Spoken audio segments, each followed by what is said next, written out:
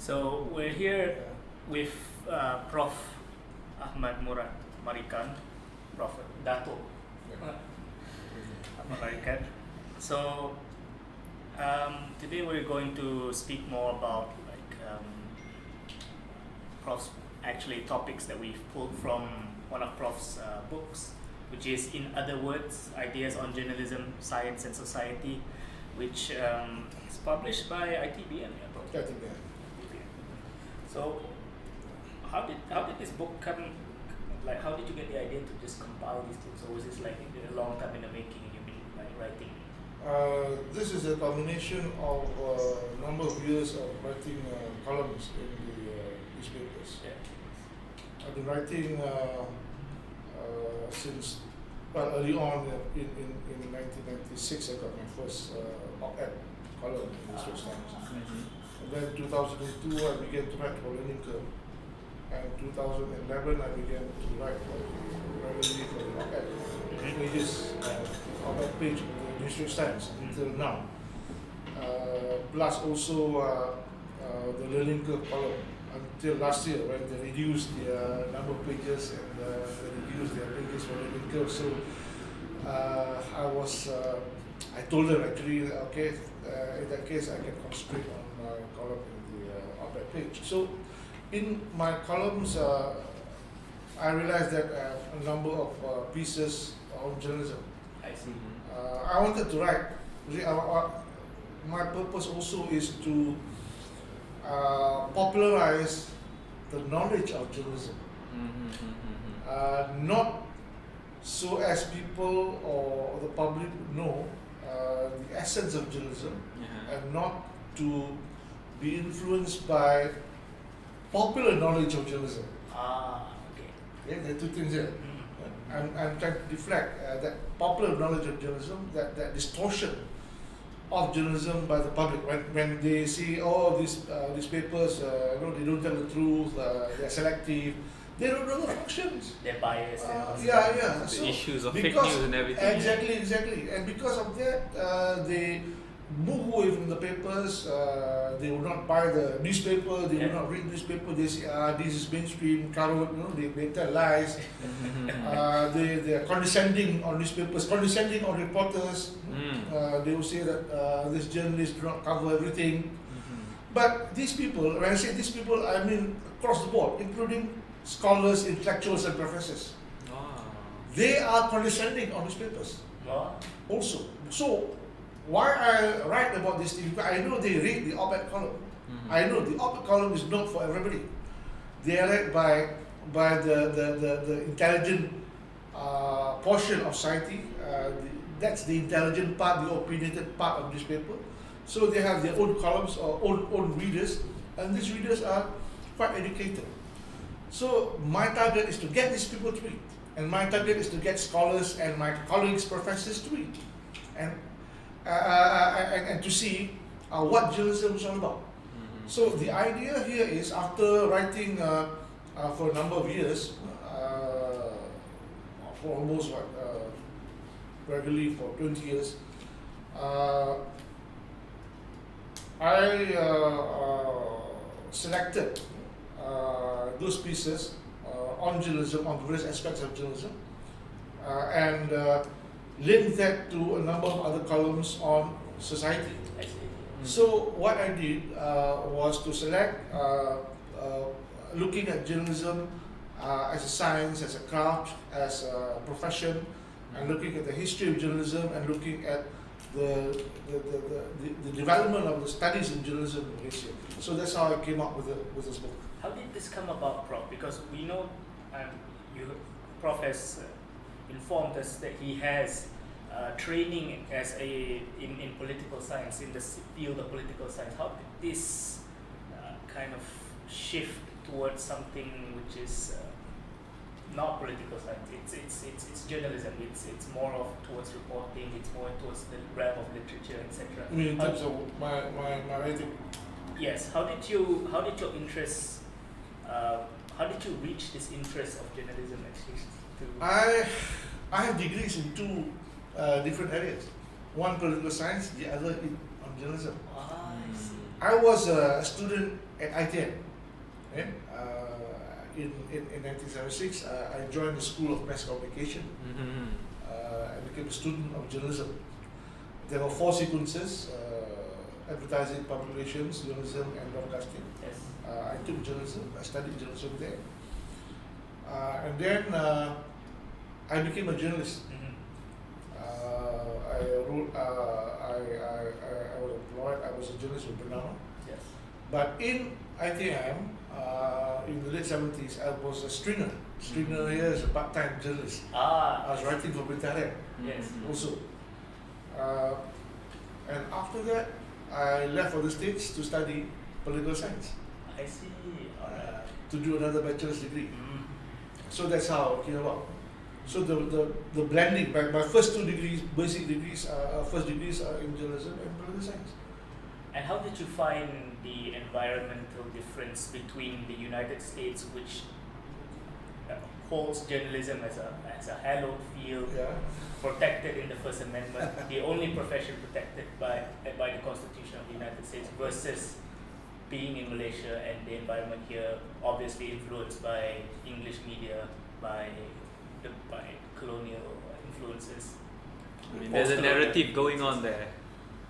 Definitely, when you talk about the thinking and the practice of journalism in Malaysia is different from the West.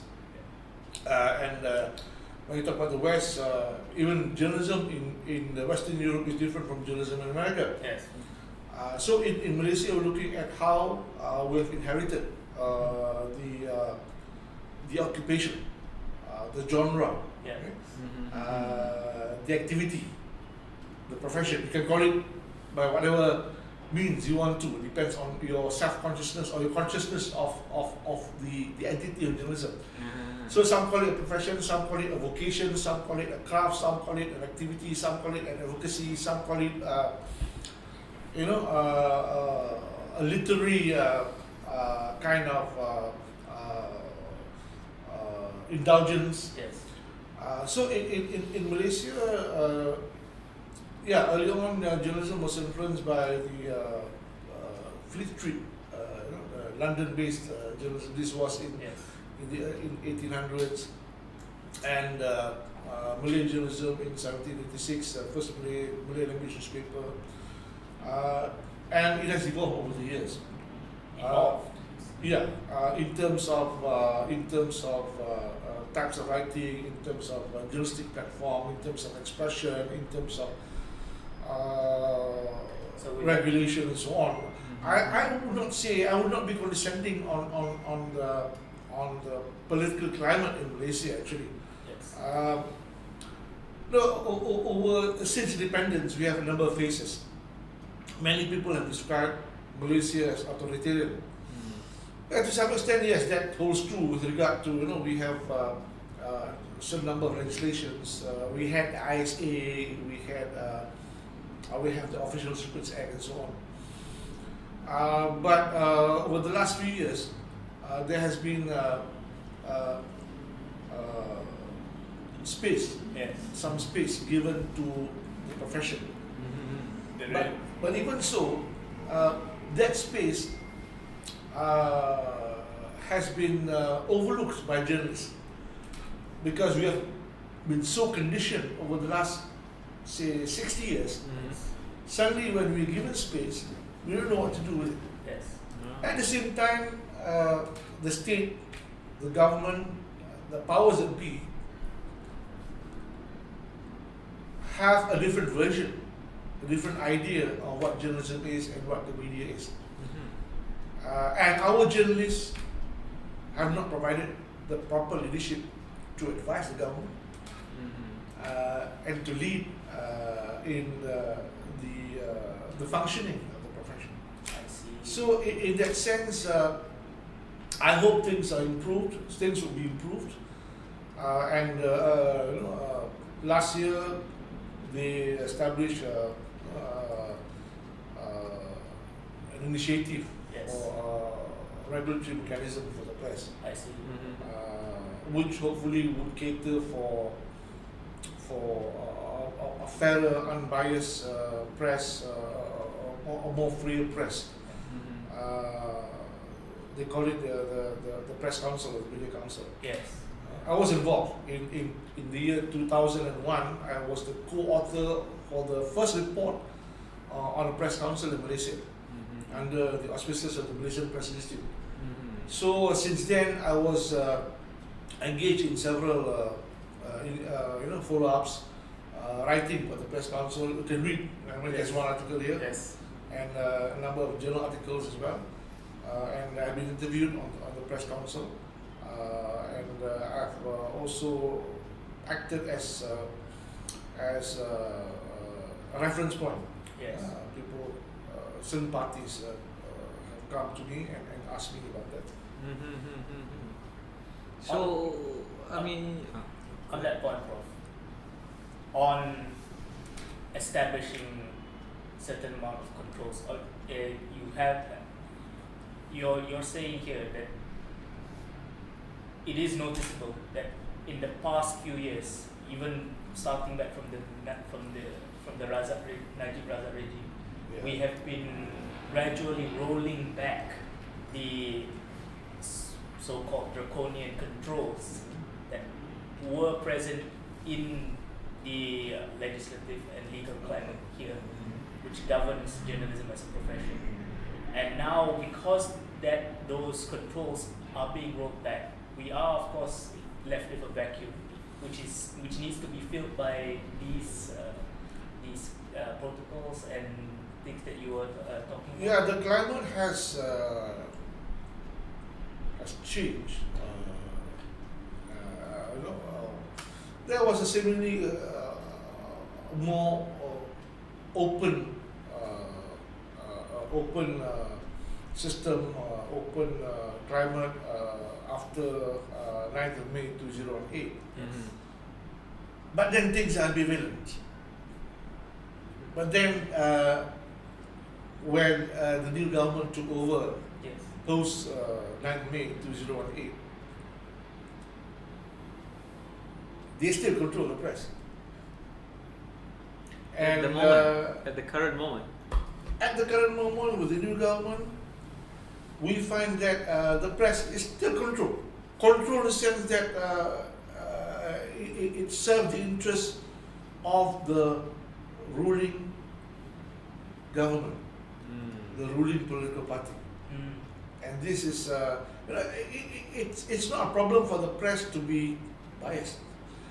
It's not a problem for journalism to be partisan. Yes.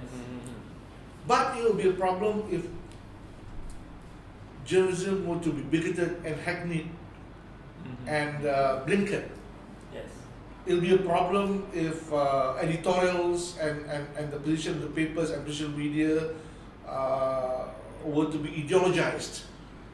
In other words, the opinions are tainted by the interests of the powers that be. What is the line then, Prof? Because please help us differentiate between the sort of biasness inherent in any piece of work and a preference for a certain point of view versus that of special interests which might influence. The press can be critical, and the press can be critical of the government. But I don't see that now. I saw that 30 years ago. Many people have not studied. 30 years back, this was in the 70s, 80s. You look at the Straits Times and Utusan, the editorials are critical of the government. The editorials ask questions, they question government policies. They question the implementation of government policies. They debated government policies. But nowadays, I don't see government policies, its concept and implementation are being debated in the print media as well as in other platforms. I don't see it being debated in the NST or Utusan no more. In Britain, I don't know about the Chinese or Tamil media. I don't know about Chinese or Tamil press. I don't read Chinese or Tamil. I suppose that's a different world altogether. Okay? But we're talking about the language, the national language newspapers. Where do you find a credible source? For example, now, where do you find a credible source for of the national scenario? If you want to know about Malaysia, where do you go to? Even to know about Malaysia, if you arrive in Malaysia, for example, not knowing anything about the country, Yes. where do you want yourself to be exposed to? To the media. And which media now would you want to be exposed to in Malaysia? Which media? Okay, fine. You read English, okay. Star or Straits Times. Yes. You can watch television. Yeah. Yeah? The channels, channel 1, 2, 3, and then Hijrah and Awani. Yes. That's the window. Okay? That's the national window. That's the window. National or not, it depends. The Star does not give a national window. The Star is not a national newspaper in a sense.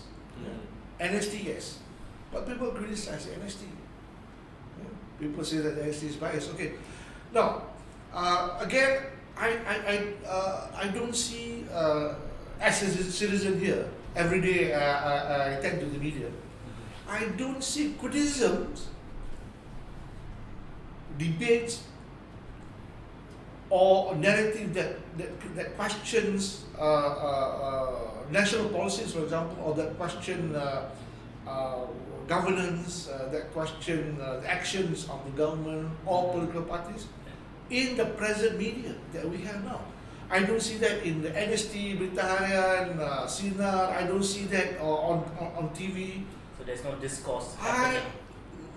the discourse is Happening on Facebook and conformist. WhatsApp. Coming there.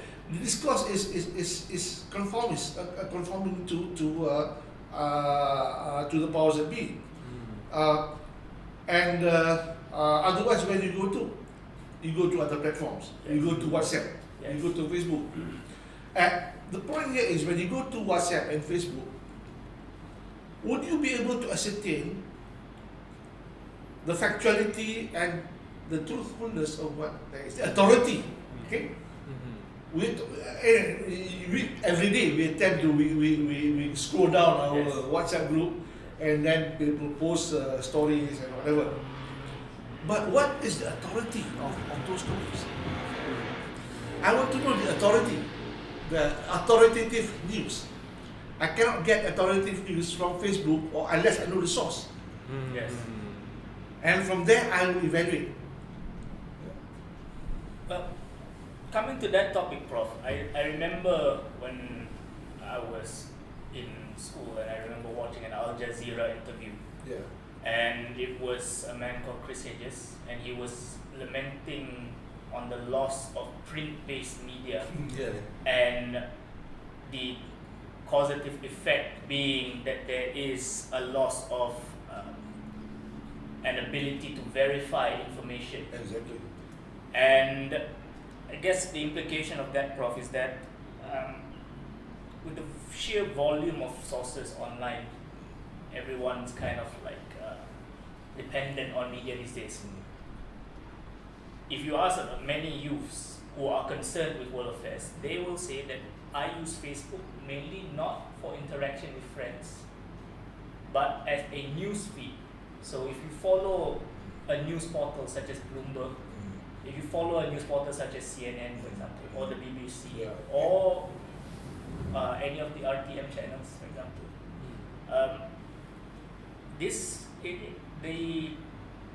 the current reality looks like it's shifting more towards the internet, online-based Print media. mediums, and that print media is slowly being phased back. In fact, you said in your article in I believe it was Celebrating the Scribe in all its forms, and you say that you think that the newspaper is not going away, Yeah. that you think that it's going to continue on Yeah. because it is a physical paper and there is the integrity is I would say intrinsic in that medium itself. But now, as we see more and more of these news platforms, legitimate news platforms and journalistic companies, for example, they are moving more towards that. What would you say, Prof? What are your thoughts on this? Yeah, now they're putting up other platforms other than print, Yeah. and everybody is consuming that those other platforms. But again, as I've said, with the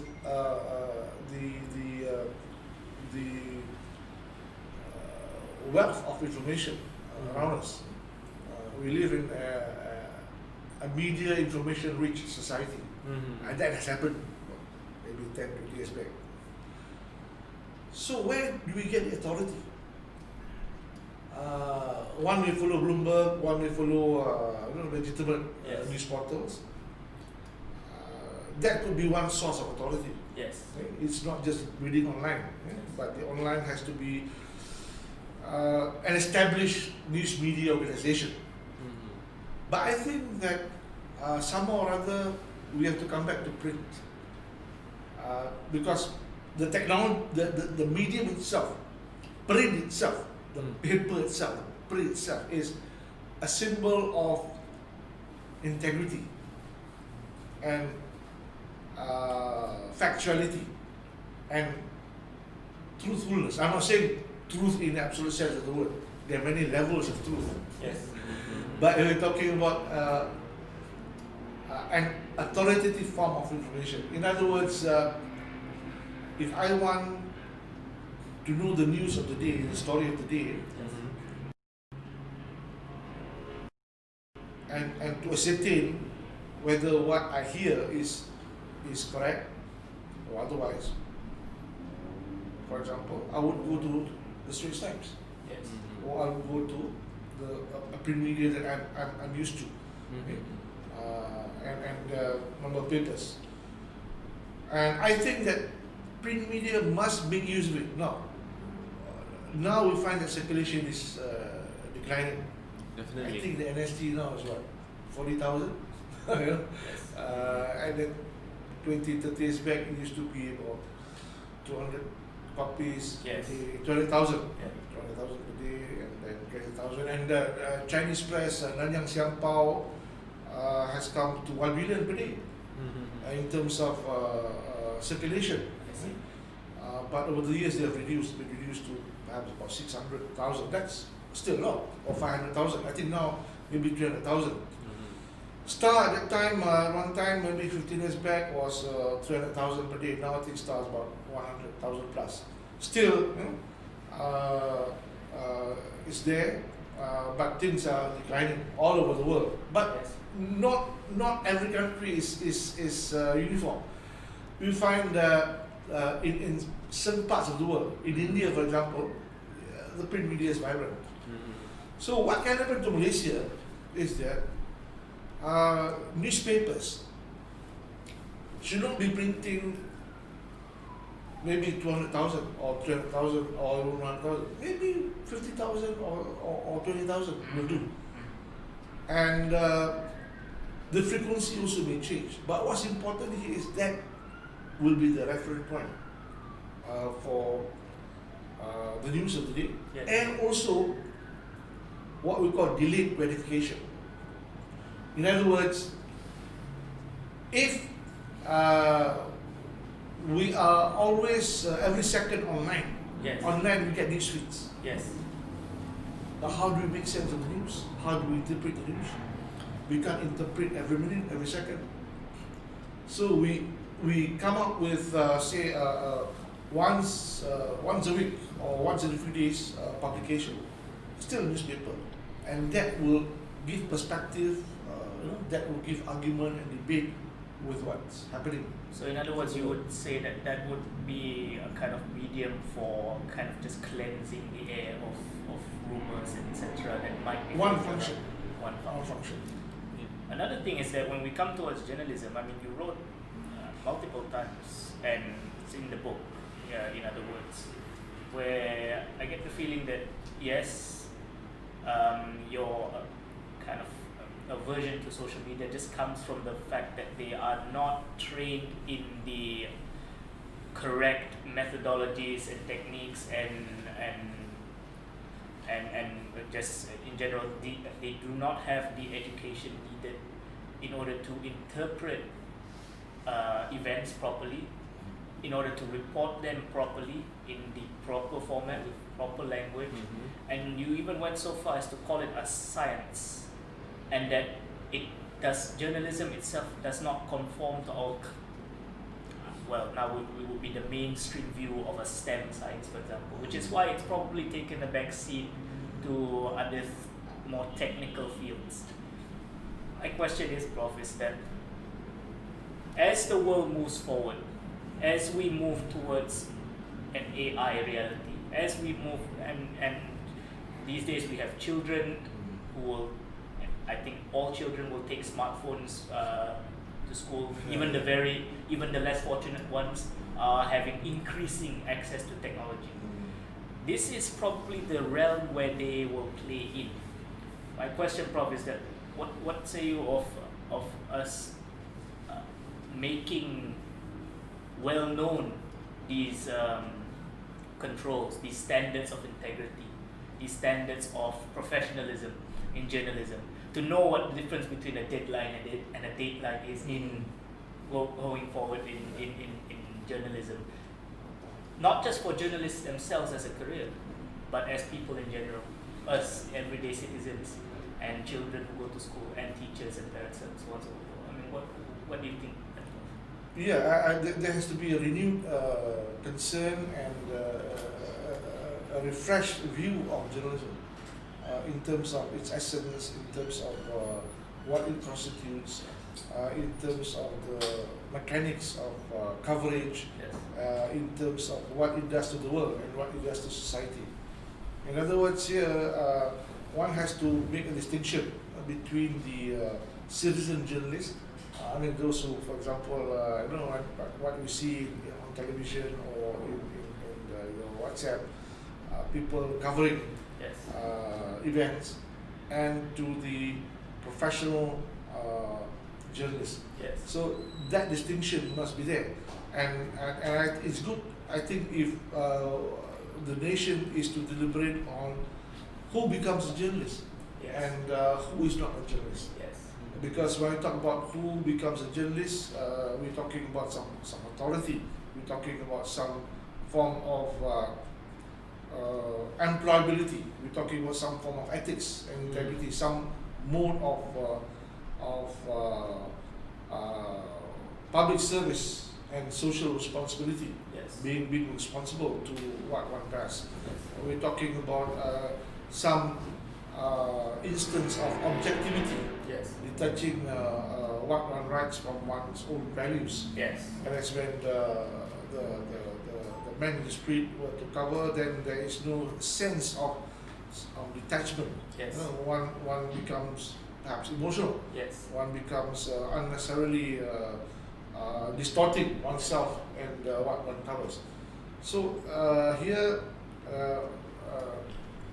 a redefinition Yes. vis-a-vis redefinition of journalism and Yes. journalists Yes. must be deliberated vis-a-vis the different technologies and media platforms. Yes. You talk about, when we talk about writing in a text, in a book, or in newspapers in general, print-based, we speak of writing, for example. You have been quoted in the book as saying, to be a good writer, you have to read. What do you say to this, Prof? Well, to be a good person, one has to read too. It doesn't mean that when you read, then we get more knowledge. Reading is a ritual. Reading gives one perspective and the idea of what others have said, Yes. how others see the world. Yes. It gives empathy. It does not mean that one becomes substantively more knowledgeable. See? It doesn't mean that one reads for facts. Yes. Sometimes one reads to go against facts. One reads to be critical. One Yes. reads to deconstruct. Yes. So reading is more of developing strategies and methodologies for knowing oneself and the world. Also to look into emotions of other people, depending on what you read. You may want to read fiction or non-fiction, or you may want to read essays, or you may want to read other forms of genre. And what we read is important. The kinds of books that we read Yes. is important. Yes. Okay? And it helps us to develop an integrity of ourselves. Also important for us to understand our environment. So one of the things that I think people lack, but now I think that the young people like yourself are very much engaged in society, in issues of the past, in history, for example. Mm-hmm. You know, I find that in the WhatsApp and the Facebook, Yes. those in the 20s and 30s are very much into going through and wanting to know their identity. So they look at old books, they look at manuscripts, they look at issues of what we were earlier on, and these are important developments. Mm-hmm. I think there is a heightened interest in the reading culture Yes. as opposed to what we talked earlier, Mm-hmm. and there is a heightened interest in knowing who we are. And in order to know who we are, people become hungry Mm-hmm. for cultural literacy. People become hungry for the past. They want to know about the past. They want to be there. As somebody said, the past is a foreign territory. Yes. It's a foreign country. So it's a foreign country, but they want to be in that country. They want to maneuver and imagine their origins and how they or we as a nation or a society came to be what we are now. Yes. Mm-hmm. I actually recently saw on Instagram who's a comedian, David Sedaris, and he actually mentioned that writing itself is rewriting. Yeah, So exactly. in essence, like, I mean, that is what we're trying to say here in a nutshell, isn't it, Prof? Which is that reading is not just to know something. Reading is a prerequisite to any action that you take Exactly. in order to make your mark on the world and impinge Yeah. on society. etc. Exactly. Reading, say writing. Writing is not just writing, whether you write with a pen or you use a computer. Writing itself is an act of understanding. My concern is that now it's copy and paste. Mm. There's no writing. So when there's copy and paste, there will be a lack of insight Mm-hmm. into issues. Sometimes, why is it, if you remember, in school during my time, I don't know what during my time, the teacher will ask us to write a certain thing 100 times, Yes. or just write down. Why? It itself is a mode of understanding. It's not rote learning, and I still do it now. For example, in completing some of the book manuscripts, Yes. what I did was I did not copy and paste what I've written. I have the old copy, I have the printed copy, I retype. Yes. In fact, I've retyped about 200 pages. Mm-hmm. So when I retype, I would have insights, I would have the specifics to make amendments, to correct, and to add, to give perspective to what I've written earlier. In other words, I'm involved or re-involved to re-understand that process of constructing a piece of knowledge or constructing a piece of argument for my readers. Yes. So it is that kind of effect where writing and reading is concerned. In all this time during the PKP and everything, what was your usual previously? What was your writing, your reading pattern? How much did you write? How much did you read? Before the COVID-19 hit us, and during this recovery time. Before COVID-19, we had to travel to office. Okay? And there'll be other commitments. I mean, other academic commitments in terms of you have to attend meetings, you have to teach, you have to complete other kinds of academic tasks. But in the early part of COVID-19, there were no classes, no lectures, and no meetings. So that's the difference. And for the first 2 months, I think. There was also, they were online, but there was, again, the online meetings were not so much. In fact, it only came over the last 1 week. Before that, there was no online meeting.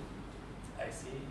So there was no online meeting, and so I had a free time. Free time in the sense that what I did was, I completed reading a few theses. Even though I had to read theses in between these things, but during COVID, I completed reading 3 theses and submitted my report. Yes. I completed reading a book review Yes. for publication. I completed 1 article for a journal article. Yes. I completed 1 book which I've submitted, manuscript which I submitted. And now finalizing 2 manuscripts, 2 book manuscripts. So that's, you find that the ritual is unencumbered by having to travel to office and by having to attend to certain academic tasks. Or all can be done at home, and we have to exploit the time. So it's more of using it, knowing that it only comes once in a lifetime. So exploit that 2-month or 3-month window that we have. Many professionals would actually say that now that we have seen that the time we have during quarantine, it's convenient because you don't have to necessarily travel everywhere, go into the jam, exactly, etc. Exactly, Many lawyers have told me that now the courts are at half capacity. So you will have judges and you will have the lawyers and you will have people coming to court, to handle their cases. But half of the proceedings now are actually taking place online, judges online, etc. Yes. And that this could actually just serve as a precedent for us to move forward with this and just continually increase this so-called new normal. Yes. So-called new normal. Yeah, so-called. I say so-called because I don't expect things to be exactly what we're doing now. Yeah. I mean, we will normalize a few things. Yes. A few things, will have to be enhanced, will have to be more efficient. Yes. For example, things like working from home. There's certain functions, certain professions you can work from home. So we need to equip with certain facilities. Yes. And in the academic line, for example, what happened was that in December, January, February, before COVID, there were a lot of future commitments, seminars and talks, whatever. But when the COVID comes, everything is cancelled. So again, no commitment. Very disruptive, Prof. No commitment to the thing. No commitment in the sense that it's cancelled, but then you have to do other things. Yes. I mean, it's there that you will find time to commit on other intellectual pursuits. Yes. For example, some academics, for example. Obviously, when you're academic, you have to fulfill many commitments in the universities. Yes. That takes time off research and writing, actually. So there are cases when professors who just retire, during that time of retirement or that time of not in full-time employment, they become more active. They become more active in publishing books and papers, especially books, which they cannot find the time to write when they are teaching or fulfilling their academic duties. So this, I think, for academics, yes. Also, there are times when we have no classes. Yes. we have to be honest that we can work from home. Yeah. So I think these are the things that may happen in terms of in Malaysia. I think there'll be perhaps a deregulation of lecturers' attendance in campus. Oh, you really believe so, Prof? Yes, I don't believe in punch card. I don't believe in clock in, clock out actually. Because for academics, why must we clock in, clock out? We'll stifle our thoughts. I see. Who? Academics work 24 hours a day. Clock in, clock out is superfluous. It's a lifestyle, isn't it? It's a lifestyle. It's a vocation. Why must there be a clock in, 8 o'clock, 9 o'clock, clock out? I told them I work 24 hours. I'm just going out just to make up the formality. That's it. So it's ridiculous for universities to require their staff, must clock in at through whatever way, through a punch card or through the computer or whatever. I mean, even if it's online, you can remotely clock in. Yes. By using handphone, you can be anywhere. You can be in London, just clock in UAE. Yeah. And say that you are present at 9 in the office. It's a joke. So again, universities in Malaysia must come to terms with the essence of academic work. Yes. Yeah? And do not regulate in that sense. Yes. Another thing, Prof, is talking about that. I mean, like, looking at it from that perspective, you would say that it is unwise to basically put a time limit on an academic's day because they are constantly living their profession day in and day out. And speaking of wisdom, actually, it's like I remember the article that you wrote, on the World Islamic Economic Forum. Oh yeah. And I believe it was on the robot Sophia. Yeah. And you were saying that the robot itself and technology, I guess you could infer by extension, that even the name Sophia means wise. Yeah. It means to be wise.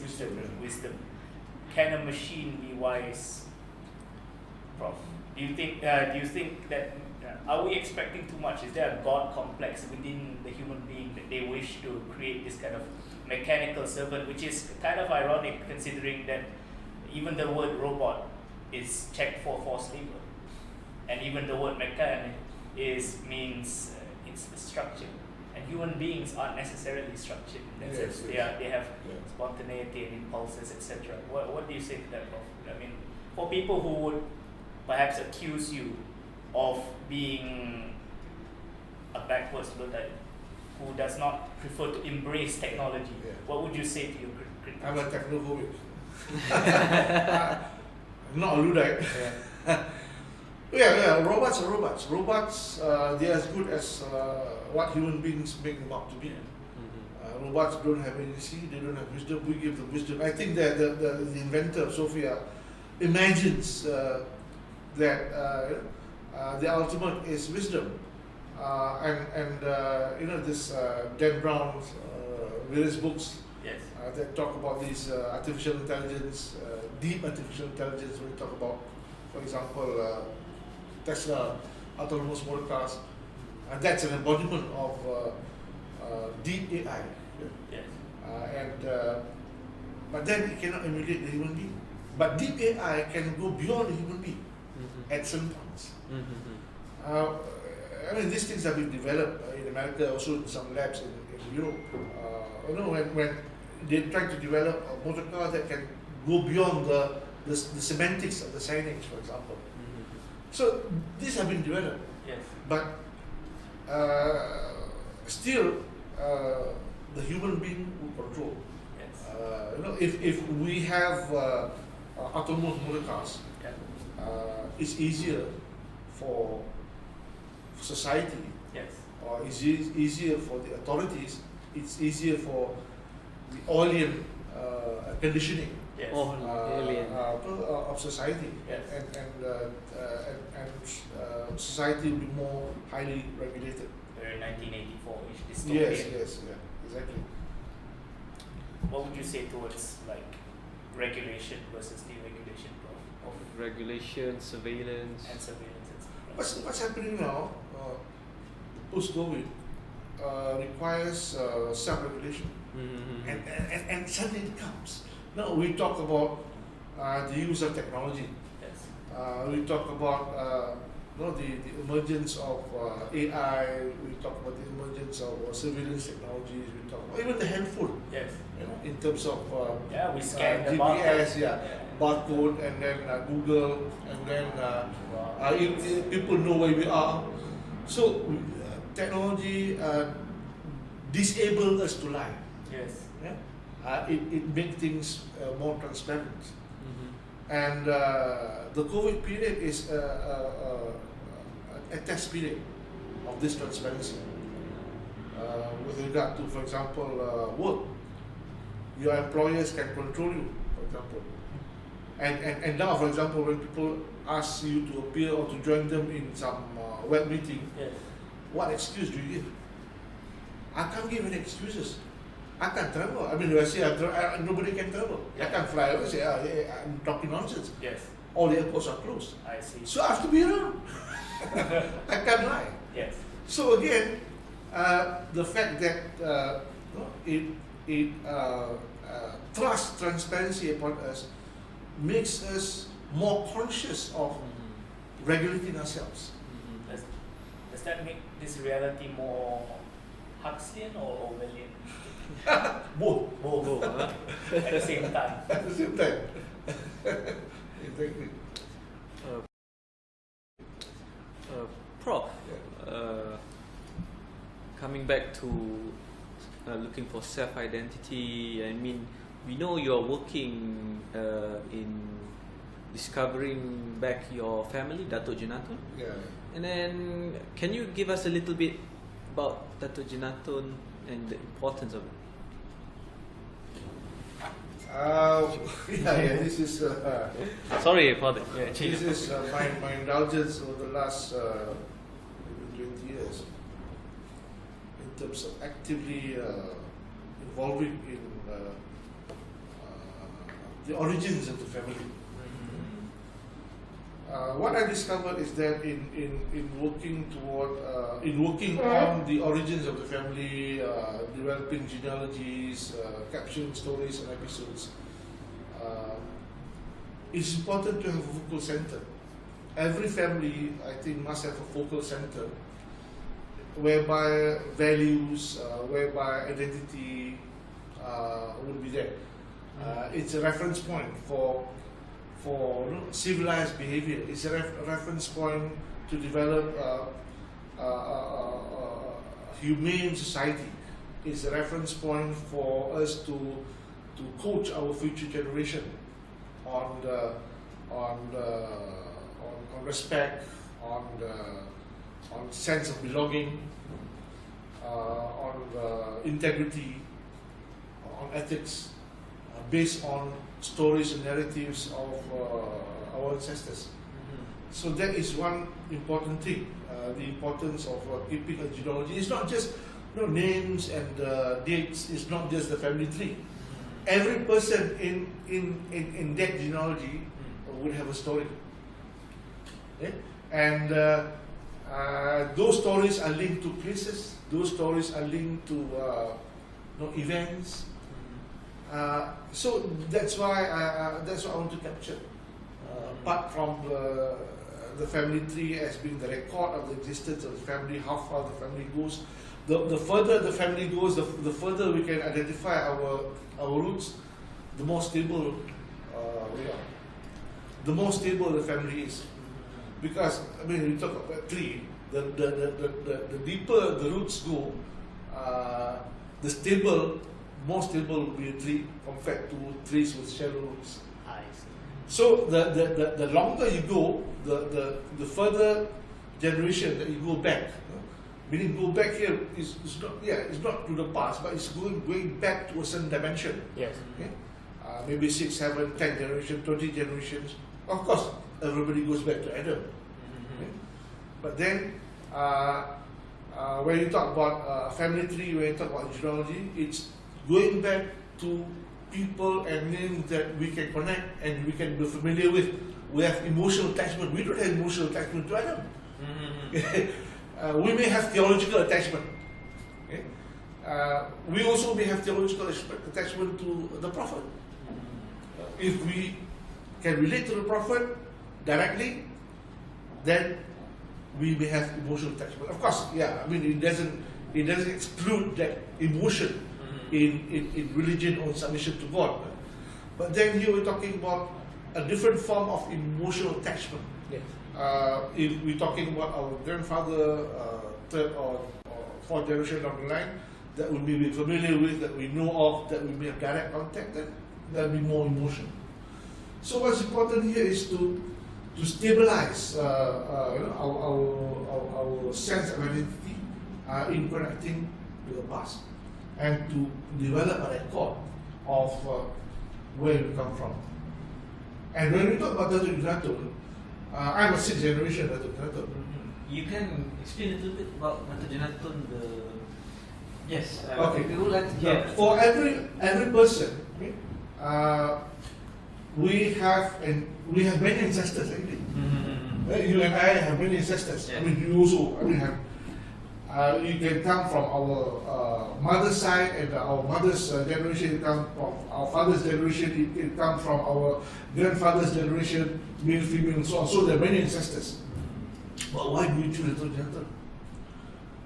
Why is it that the family that I grew up have this consciousness over Datuk Jenaton, whereas we can have consciousness over Datuk Jenaton's son, or Datuk Jenaton's cousin, or consciousness of another branch of the family? But why Datuk Jenaton? Why all the members of the family, I think amounting to about 5,000 or 6,000, have this consciousness that they are linked to Datuk Jenaton? Why is Datuk Jenaton choice?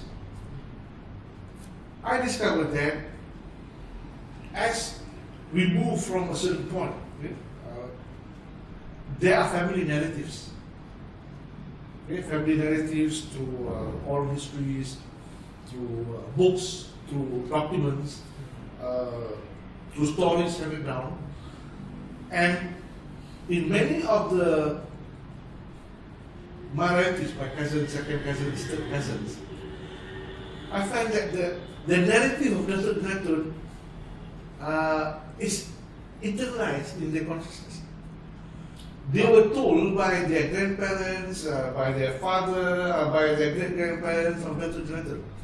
They were told of that Datuk Jenaton was in Penang, he died in Penang, and then where he came from, I know who he came from, and how many sons and daughters he has, and so on. So all of us family would have common stories of this particular person. So that's why sadly we discovered that after 6 generations, I'm the 6th, my parents will be the 5th generation, my grandmother will be the 4th generation. All of them would have common knowledge of Datuk Jenaton's children, 4 children, and the children's children. And they are connected in terms of being siblings or being cousins. So that's how the consciousness was perpetuated and developed. And in the family also there's several books. One is Mencari Bako. I have that, Mencari Bako. It's a book by Aziz Ishak. And this book tells about Aziz's attempt to find his past, to find his roots. Mencari Bako. Bako means roots in Minangkabau. So that book is a powerful book in the family. Can I have this? We'll show this one as well. This book is a classic book, and it's a powerful book in the family. This is the second print, and this was written in 1983. So when it was written, many family members are given a copy of the book by Aziz. So the family the larger family would have common knowledge of the people, the events, and the stories. So that's how I think. So this book is quite instrumental in gelling together the common consciousness of Datuk Jenaton. Aziz tells the story of his travels to Pagaruyung, Sumatra, but he did not meet. He did not meet the family of Jenaton. Yes. What happened was we continued. The other generation, my generation, myself and my third cousin Fazil, Yeah. and then later we met your father and Pak Buyung. So we continued, and we discovered that the key to discovering Datuk Jenaton is Batubara, not Pagaruyung. He went to Pagaruyung, okay? And he did not find any connection actually, and then he went down to Payakumbuh following his friend Taharuddin Ahmad. Taharuddin was an Indonesian nationalist. He was a journalist with Nusantara. He was also searching for his roots, and he found his roots, I think, in the place called Simarulak, between Pagaruyung and Payakumbuh. And it seemed that Aziz was disappointed. Aziz did not went further to Payakumbuh. Had he gone to Payakumbuh, he would have discovered Datuk Jenaton. Because Datuk Jenaton was born in Pagaruyung in about 1700. We don't know exact date. From there, he travelled with his father to across Gunung Sago to Payakumbuh, Kampung Bodi, and from there he got married and he travelled along the Sungai Kampar to Batubara. And from Batubara, he travelled back and forth to Malaya to Penang, Kedah, and so that's how the story goes. Throughout your studies about the Datuk Jenaton, the family tree and everything, I mean, the Datuk Jenaton has significant how to say, effect to Malaysia, to Indonesia in particular. Datuk Jenaton is one of the early, we can say, pioneers of Pulau Pinang. If we were to describe the people in Pulau Pinang who were there, who formed a community on the island before Francis Light, it was 1786, one of them was Datuk Jenaton. Yes. The others were Datuk Kraman, 1710. He was earlier. But Datuk Kraman has no descendant. We do not know. We only know one who claimed to be his descendant, Datuk Maharaja Setia, Yes. in about 1800. But that's about it. And then Nakhoda dan Lintan, Datuk Jenaton, Nakhoda Kecil, and Datuk Setia. These were the people who converged in Batu Uban, in Minden, Sungai Glogor, who was given land by the Sultan Kedah, who has connection with the Sultan Kedah. And also, Datuk Jenaton is seen to be a Kramat in Pulau Pinang. What does that mean? That means that, one, if you look at his grave is about 12 feet long. In Minden, there are 3 long graves, himself, his son, and his wife, his Penang wife, a Chinese Arab lady, Sharifah Aini. And his grave was a place where the Chinese would come. That's what I initially knew. It was in Minden, and later the Chinese would ask untuk berubat. His makam was a place where the Chinese believed that Datuk Jenaton would give them some power of healing.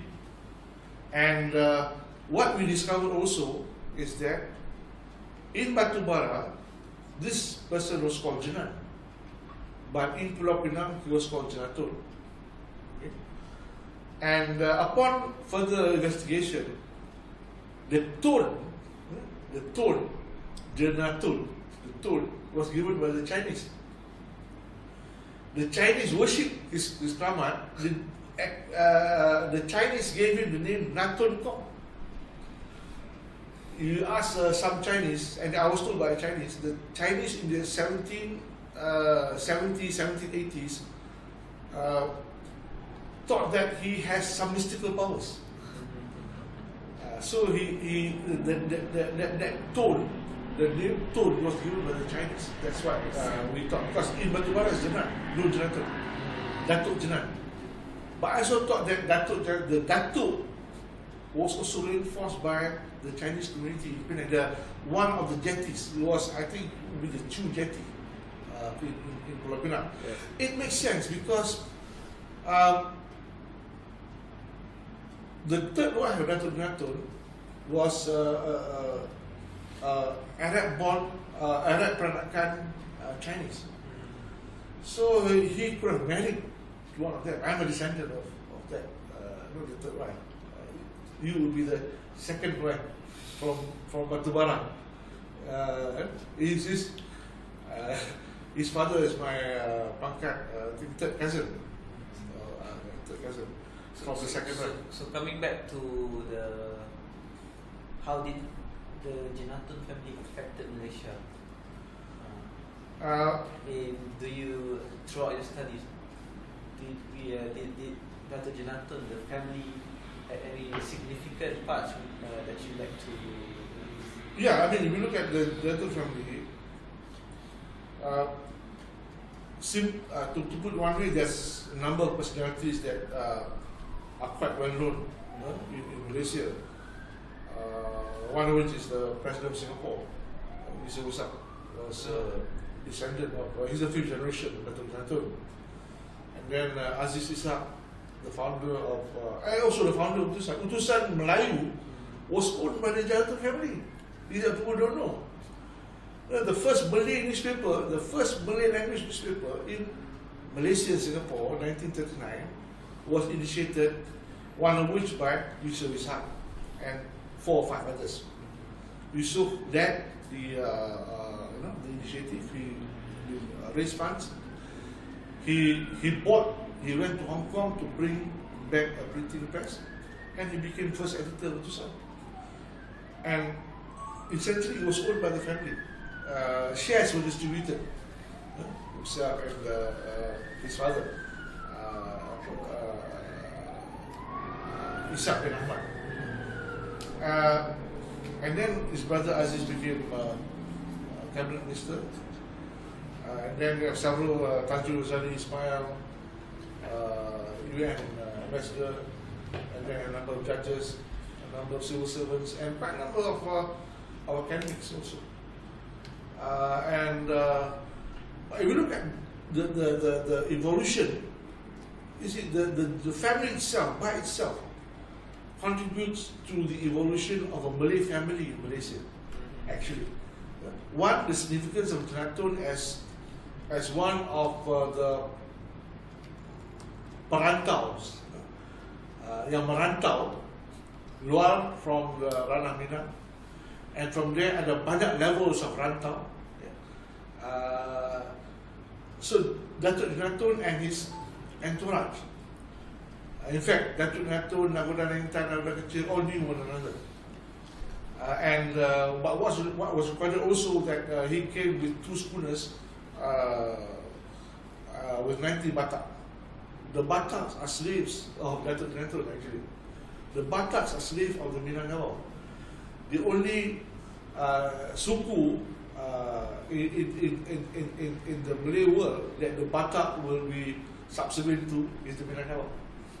So from there, a community is developed, in Batuban, in Terong, in Kedah. So that itself is a contribution.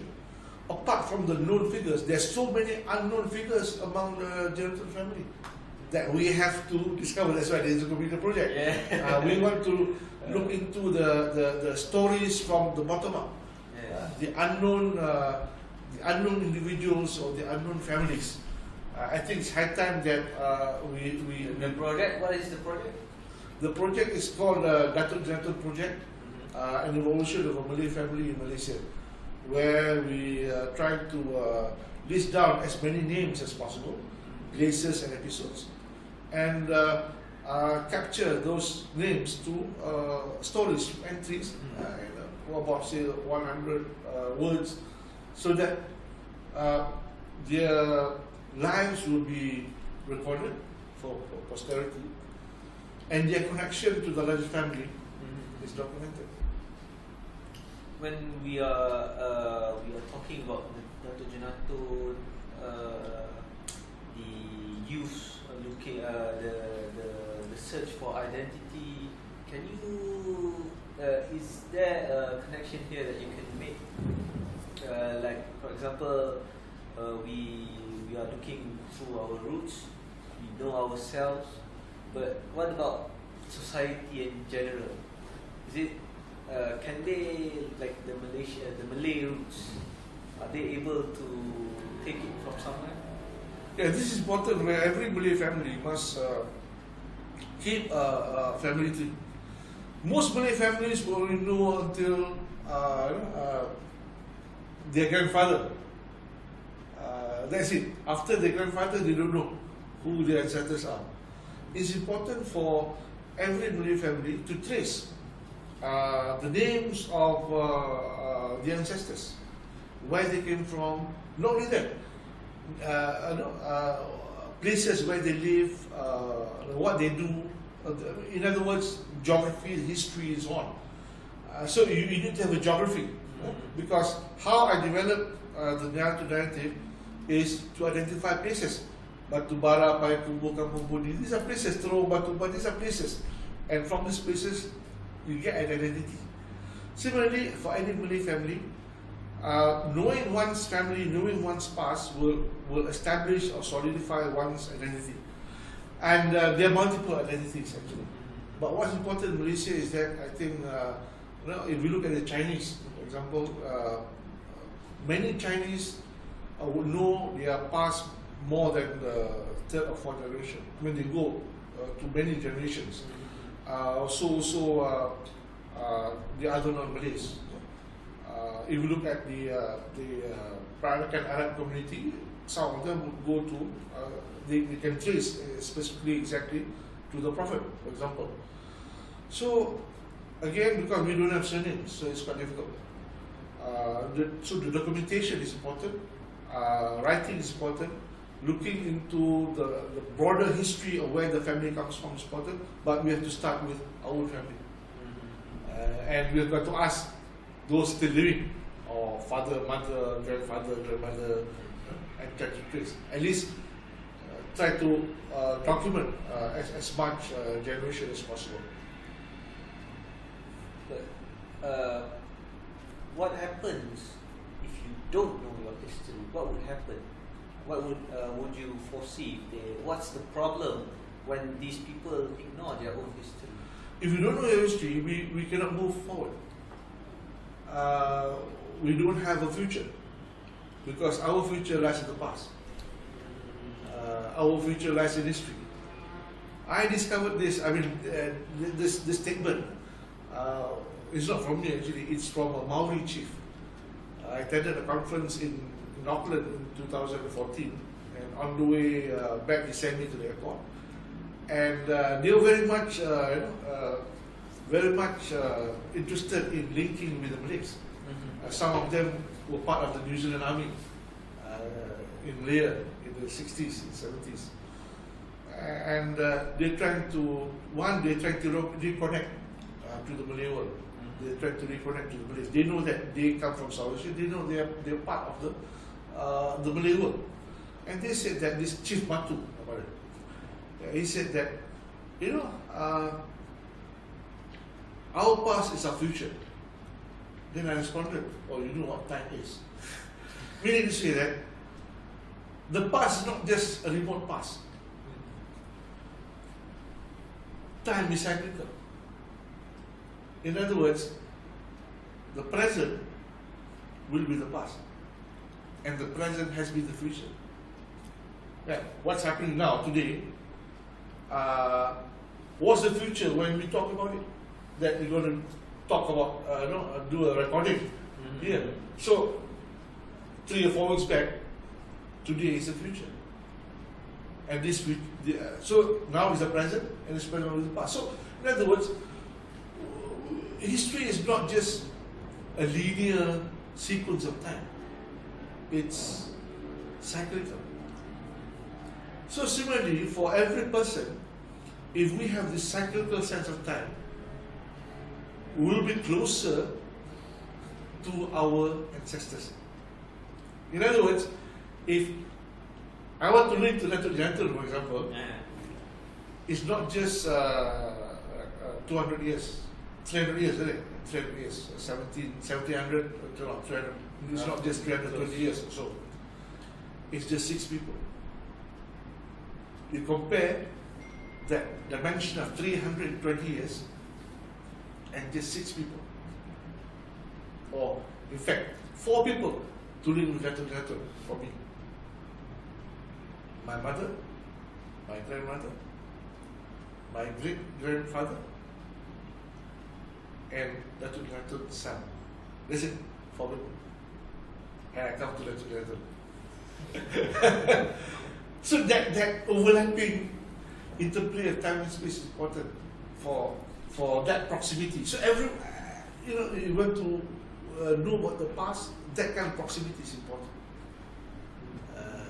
The time-space dimension.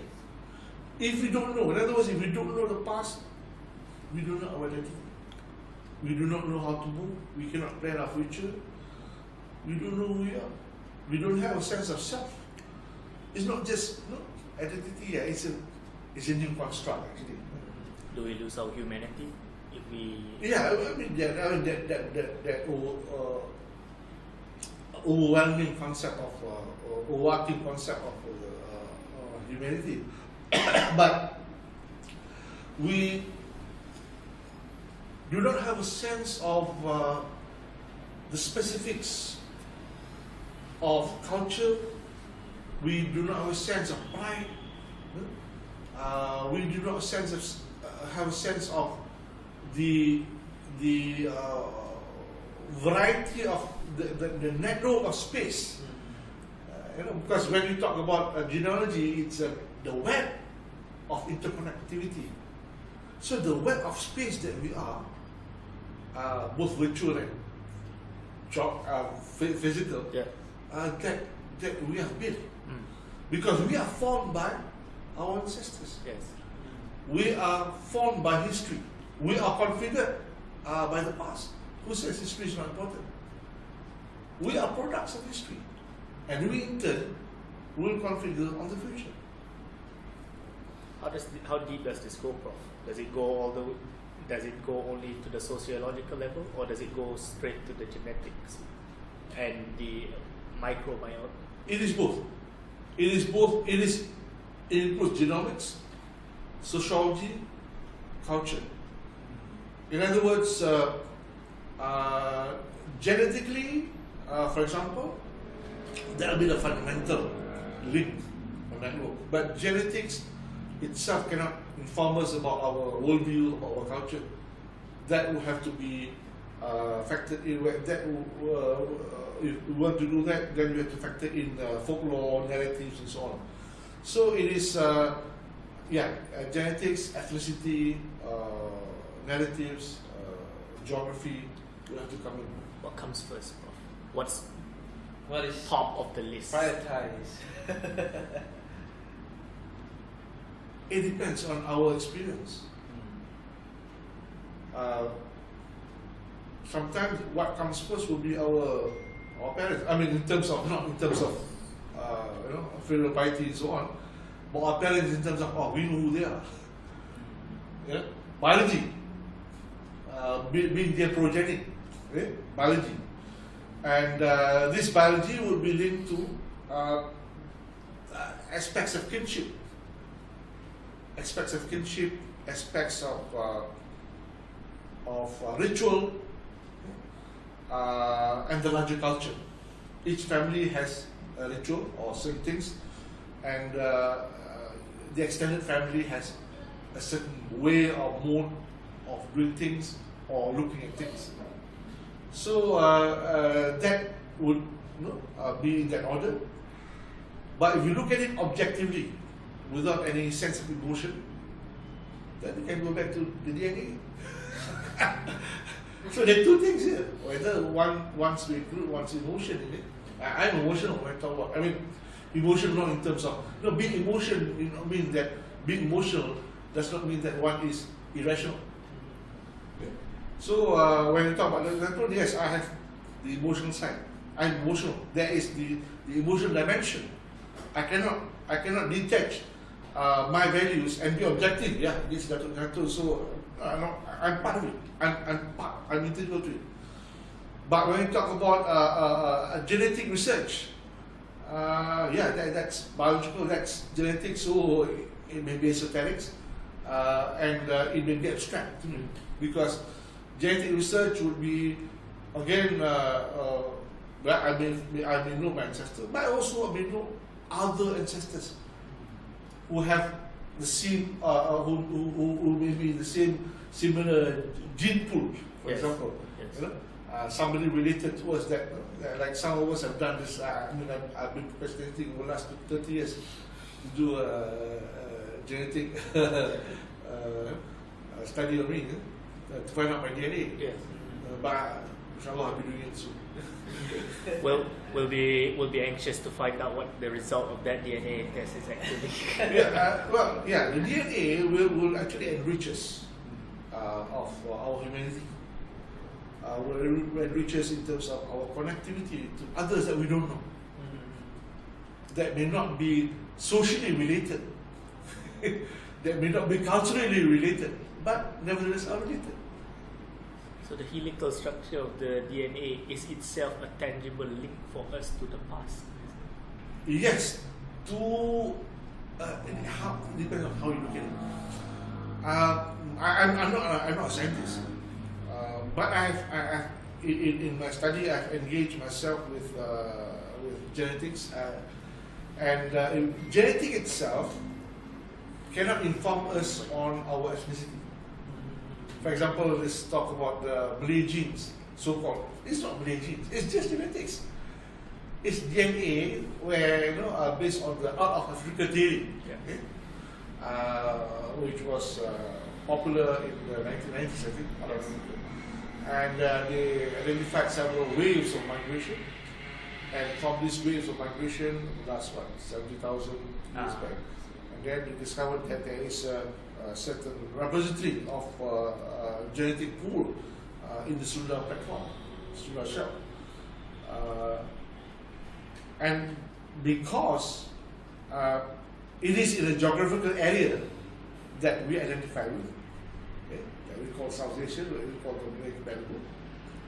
Therefore, it is assumed that the ethnogenesis of the Malays were formed there. Yes. I'm not saying that it's not true. It is true, but it cannot be overrepresented. It cannot be misrepresented, because that genetic pool, that pool of genes in South Asia, they also migrate. They also move. There are various waves that move north and northeast. Yes. To China, along the Philippine Islands, Taiwan, to Japan. Yes.